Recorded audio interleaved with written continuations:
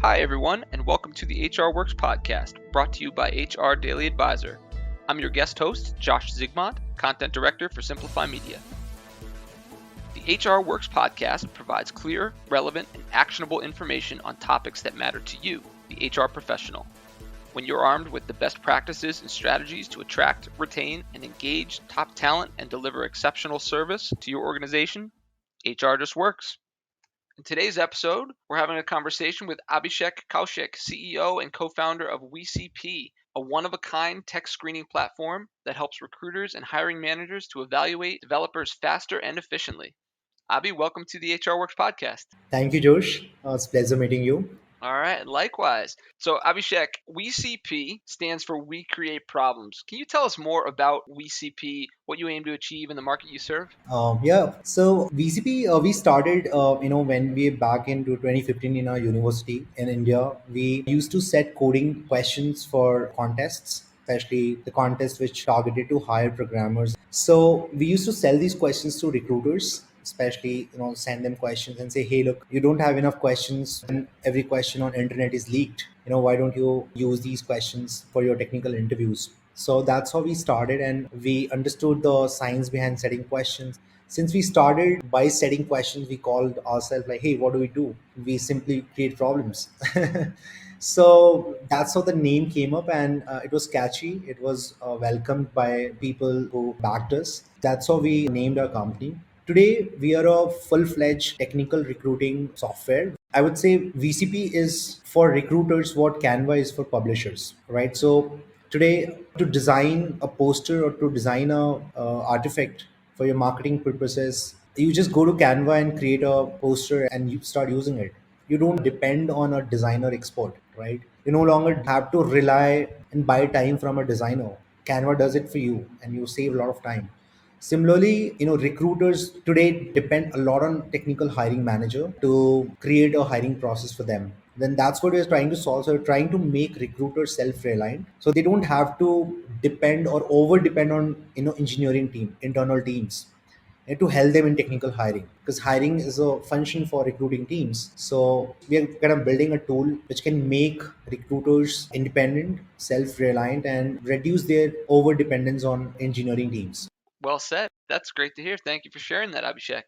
So, what makes recruiting tech talent unique from recruiting other specialized areas? So, in the tech hiring, one special thing is that the evaluation during the hiring is very much objective. It's easy to objectify the entire hiring process. It's mostly between zeros and ones, like, somebody who can do the work on the ground versus somebody who can't do that work. And it's easy to prove with the kind of screening tools that have come up in the market. It's easy to and simple to identify who knows coding and who doesn't know coding, right? Who knows fundamentals of computer science and who doesn't know fundamentals of computer science. So it's easy to create an objective evaluation process in technical hiring, unlike it's hard to create an objective process in hiring for soft roles or other managerial roles or non-technical roles. Yeah, it's very black and white. You can either do this skill or you don't have that ability. True. So, what are some of the biggest challenges facing recruiters in the tech community? Obviously, with the great resignation posing a challenge to recruiters across all industries, what specifically is facing tech recruiting? Yeah, technical recruiting is facing two kind of challenges, in my opinion. The first is challenge of technical sourcing itself, like bringing the candidates to your company and accept your offers. So to bring candidates to your company, now companies need to create a really robust and unique talent branding strategy for themselves. It's because candidates are having multiple offers or candidates want to explore something else in their life. It's just it's pretty much hard for recruiters now to convince candidates to hey, come and take our interview process and accept our offers at the terms that we want you to, right? So it has changed, the landscape has changed. This is the first challenge which a lot of our customers are facing today in United States and in India as well. The second problem is again for the recruiting teams, over dependence on hiring managers. Recruiting teams are over dependence on engineering team. They have to go to the engineers and say, hey, I have to hire an engineer, can you help me, can you please set the questions for interviews, hey, can you please see if this candidate performed well or not, can you see the authenticity of about this candidate. So all these kind of dependence of recruiting teams on hiring managers team is quite bold right now, which is causing a lot of time churn for recruiting team because they have to leave their core jobs of coding and developing products and help recruiting teams, right? So it's a resource challenge too, and a bandwidth challenge.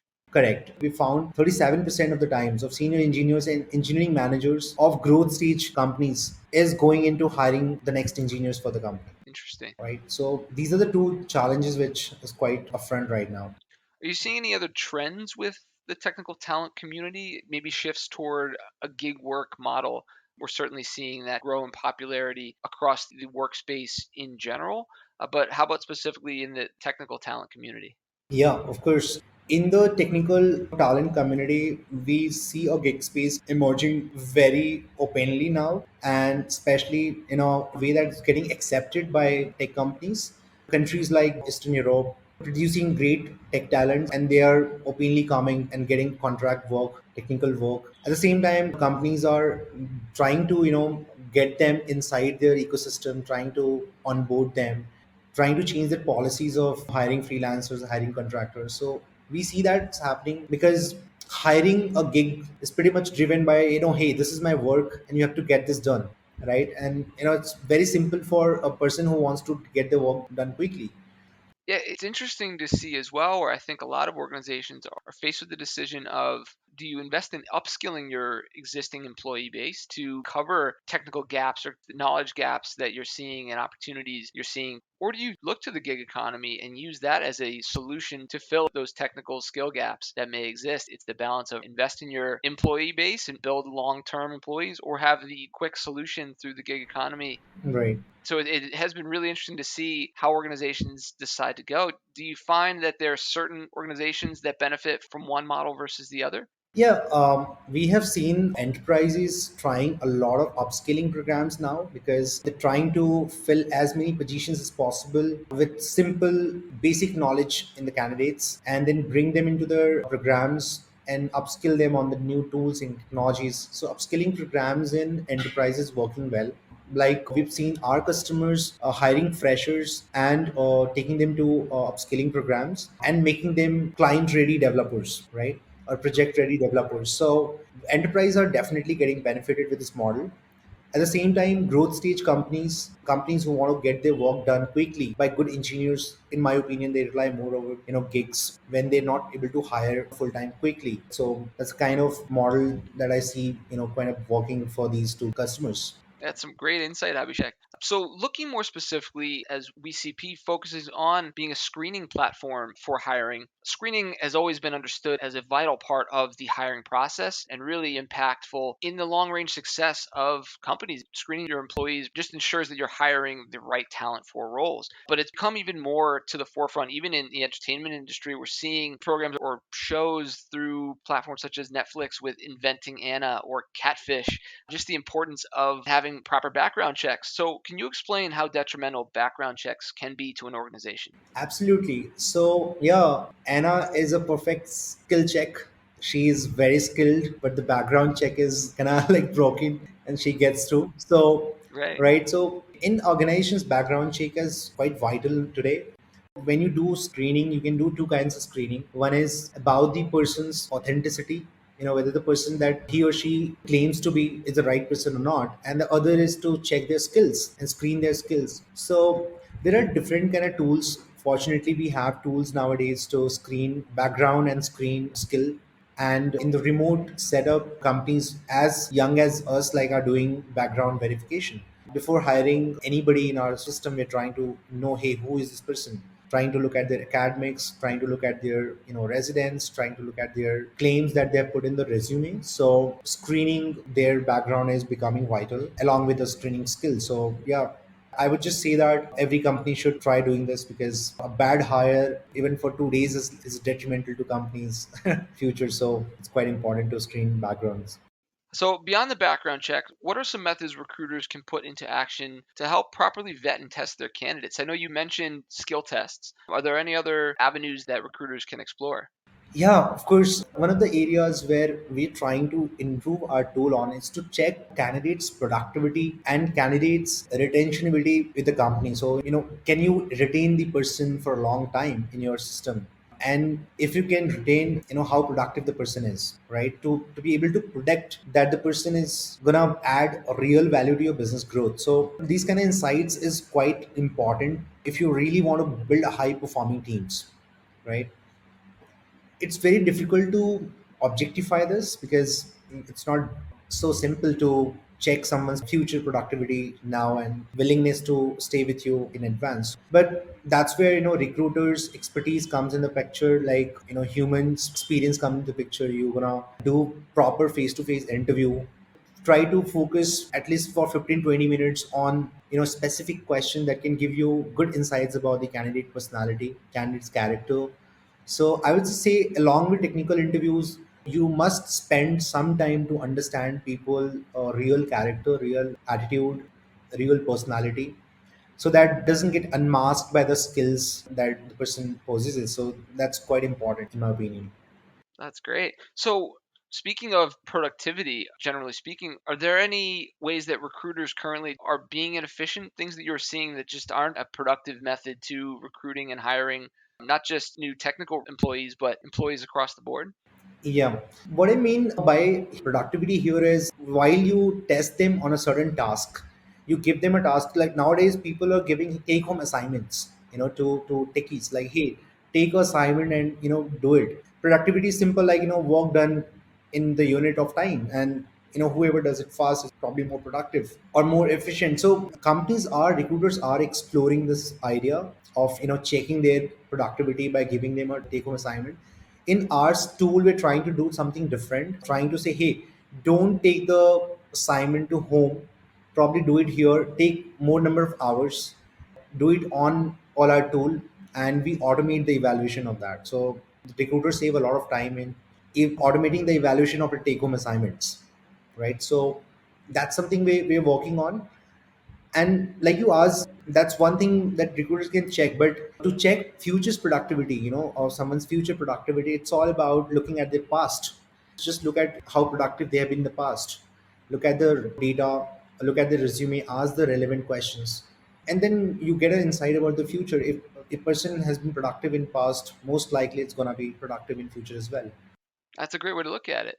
So, Avi, what about the employees entering the workforce who are a part of this new generation, Gen Z, bringing their own unique tool set? We talk about that all the time on this podcast and in past episodes about recruiting Gen Z and what they're bringing to the marketplace that may be different from prior generations.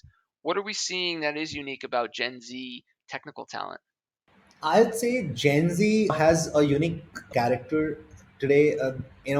Very soon they look for shortcuts, and the patience levels like kind of less. I would say, at least in the technical talent. Persistence is something that I've seen lacking in a lot of techies from Gen Z. Probably the reason could be obvious. I can't comment like it was right or wrong, but I just say today's Gen Zs need to be more persistent, and they also need to understand the shortcut is not going to solve problems for them sustainably, and because you need to be fundamentally strong. Gen Zs are technically very sound. They have knowledge about various things. There are like A to Z number of gadgets, tools, or technologies that they can talk about. But specialization is something that they should focus on. So I think most of the Gen Zs that enter into the workforce, they should be first assessed on fundamentals by recruiters. And we advise to recruiters that look, check their fundamentals clearly, check their first principle thinking fundamentals, and if they're like good at that, they can learn any new skill very fast. So that's the advantage that you have with Gen Z. They can learn anything like fast, provided the fundas are very clear. Right, right. So the onboarding process becomes much more efficient Yeah, through the Gen Z workforce. That, right. that's some great insight, Abby. Looking at the recruiting of that Gen Z workforce, are there any methodologies that maybe worked in the previous generations or honestly in the previous pre-pandemic workforce that just don't apply now and have become dated in recruiting? Okay, that's a good question. It's a great question. I mean, I don't have a lot of information about this, but I've been pondering and thinking this, about the similar question. I've seen a lot of these Gen Zs try to explore, find answers from Google during their interview, trying to look at the answers, take people's help, to get through, trying to hack into systems, right? And let's crack it. So that's the trend. Earlier it was not so simple. If you try to cheat or hack into the system, probably somebody's watching you, or somebody's gonna, like, people didn't have that much guts. But today, with the help of tools and hacking tools and technologies, probably they attempt to do this. So that's a change which I personally experienced on few numbers, like not really large numbers, but at least I'd say like 2 out of 10 cases of Gen Z's screening assessment have been like that.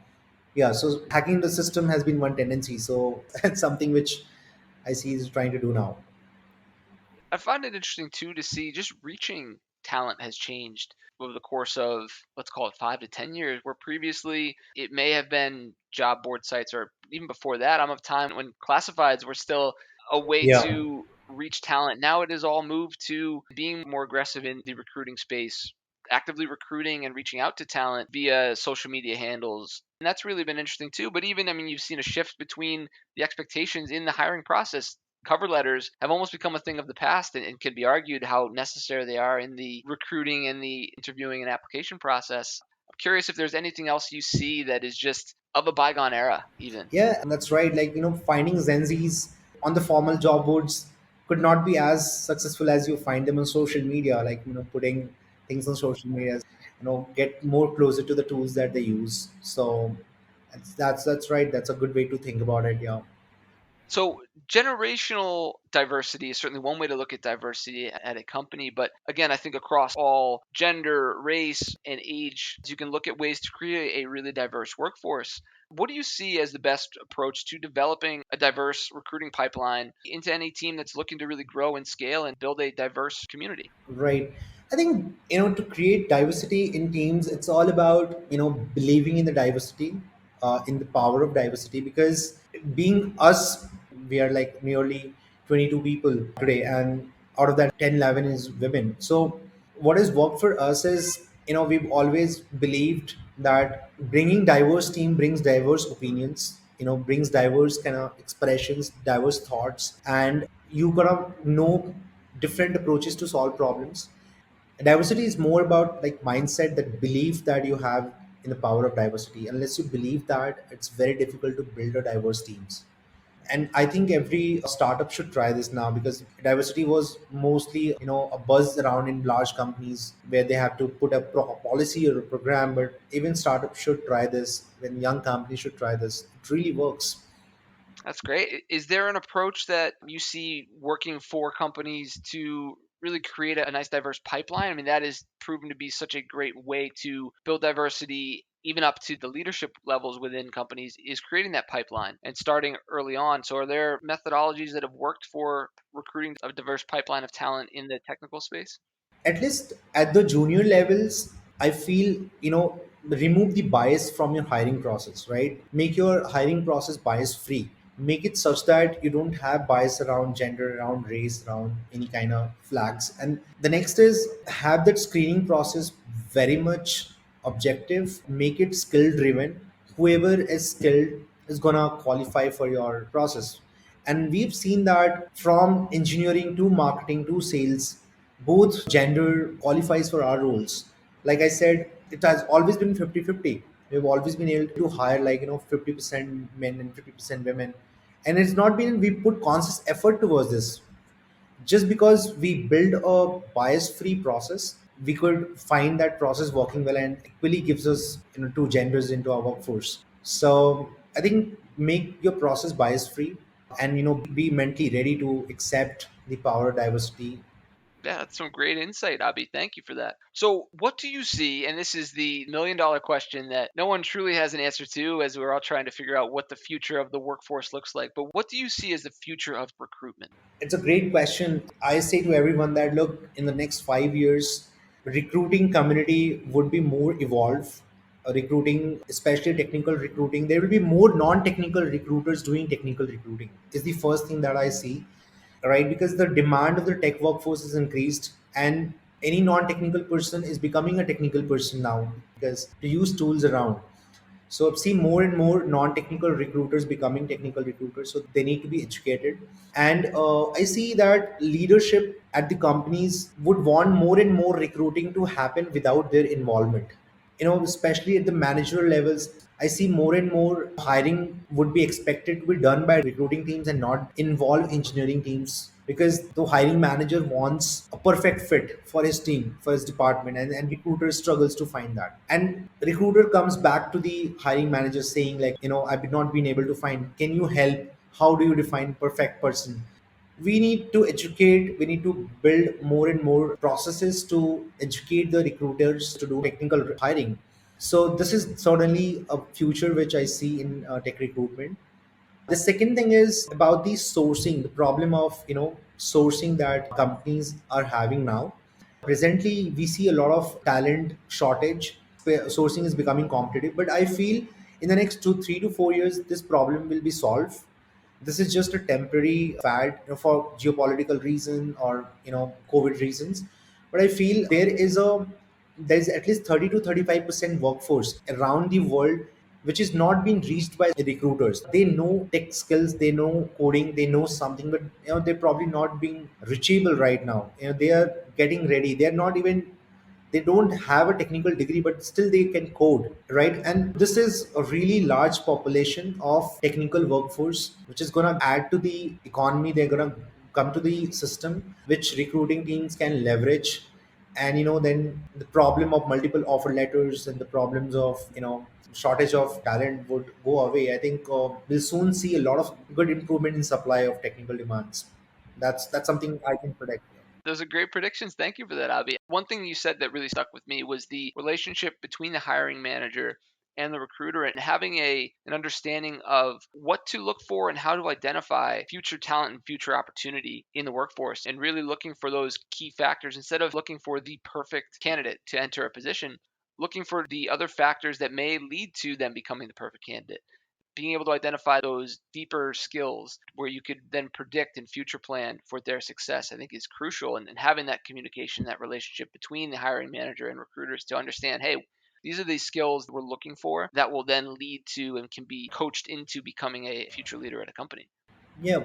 So I think recruiters and hiring managers need to sit together and say, look, let's forget about perfect fit.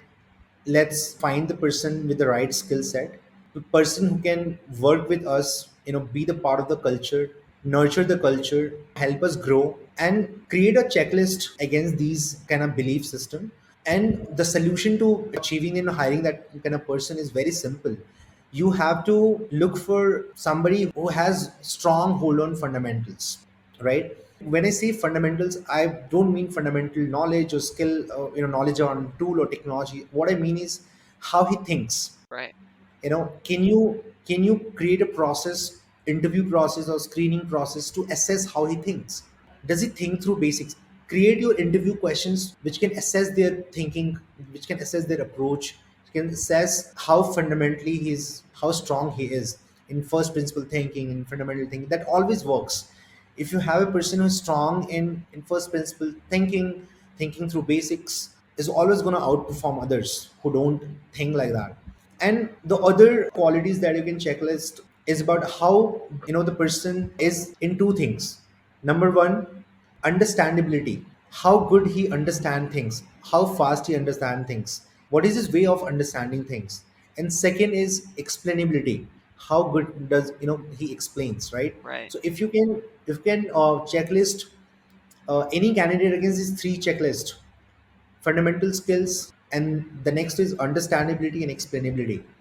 You throw out a problem statement, see how he understands. It reflects a lot about the attitude of the person as well. Like, if I throw a problem statement at you, if you're asking me back questions to understand it better, it says a lot about you, your personality as well, right? And you're not taking things just for assuming things, etc. So check their understandability, check their explainability, how well he explains the same to other person, how he explains a solution to other person. So these are the basic checklists which I feel can help both recruiting teams and hiring managers, and create a process around this. It really works. That's some great insight. I think that's it's really smart in a way for recruiters to find the diamond in the rough, if you will, to find that next great talent who, again, maybe at face level wouldn't be the perfect fit, but looking for those factors, those extra talents, those extra abilities that really can make all the difference. That's fantastic insight. So again, we're here with Abhishek Kaushik, CEO and co-founder of WeCP. Abby, you've given us some great information on technical recruiting and hiring and many of the challenges that we're seeing and opportunities that we're seeing in the modern workforce. But tell me now, as we've learned so much over the last 2 years through the pandemic, with so much changing in the workplace, and we've all learned so much about ourselves, what have you learned since the pandemic that has made you better at your career? Yeah, it's a beautiful question. In the pandemic, the first learning is that be close to your loved ones. Don't be far from them. They're the most invaluable things in your life. And we say the same thing to our people at VCP and to everyone. We've been missing people around in pandemic. We've lost many people, but the first learning is be as close as possible to your loved ones. And the second thing is learn the change, try to accept the change, be fast in accepting the change. So these are the two learnings which I have been applying and will apply over the time in the future. I love that. That's great insight, Abby. So, Abby, before we wrap up here, do you have anything you'd like to promote, anything you'd like to plug that you're excited about with WeCP? Great, yeah. So now VCP is actually free for all technical recruiters. Wow. So we've launched our freemium model wherein, like, you use Slack for free, like you use Miro for free or Canva for free. You can use VCP for free, wherein you can invite a limited number of candidates every month to take your screening test, right? And it's all free. And we want to like tell technical recruiters to try out VCP. In our space, companies like hackerrank.com, hacker.com, Codality.com, they're great tools as well. But we've done something specific for technical recruiters and solve their problems in a much better way. We've also launched a website called technicalhiring.com with a hyphen in the middle, or say technical-hiring.com. And that website is to connect 1.8 million recruiters all around the world, on bring them on one platform and tell them A to Z about technical recruiting. So there's no dedicated community in the world, community of technical recruiters. So we're building a dedicated community of technical recruiters. So these are the two initiatives I want to share with the world. So yeah, excited to see how these things work. Yeah. And for those interested in using the free access to WeCP, where can they go? What's the website? WeCreateProblems.com. So just search like VCPWECP. You get to our domain WeCreateProblems.com, and there you go for free trial. Perfect. Well, that's great, Abby, and thank you for sharing that. So, for our last question to wrap up, you wake up in the morning, Abby, and your feet hit the floor. What is the one thing that gets you motivated to start your day? Yeah. So at least now in the last 2 years, been very exciting. It's just to build VCP, trying to build a tool for the recruiting world, which can change their life, and we believe in that. So every morning I wake up, I start looking at my whiteboards, the diagrams I built, the workflows I built, to reach to our goal. So that just motivates me, because the moment I wake up, I see like, let's go to the whiteboard again, let's brainstorm, let's do something for today. So very exciting for me, and I also love my team, so I like to connect with them as early as possible, speak to them. So yeah, that's been the life so far, focusing on customers problems. Yeah. I love it. That's a great way to start your day. So, Abhishek Kaushik, CEO and co founder of WeCP, thank you so much for joining the HR Works podcast today and sharing so much of your great insight on technical recruiting and the best process for screening to find the best talent in the marketplace. So, Abhi, thank you for joining, and we hope to have you back soon. Thank you, Josh. Thanks for having me here today. It was lovely talking to you. Hope to see you again.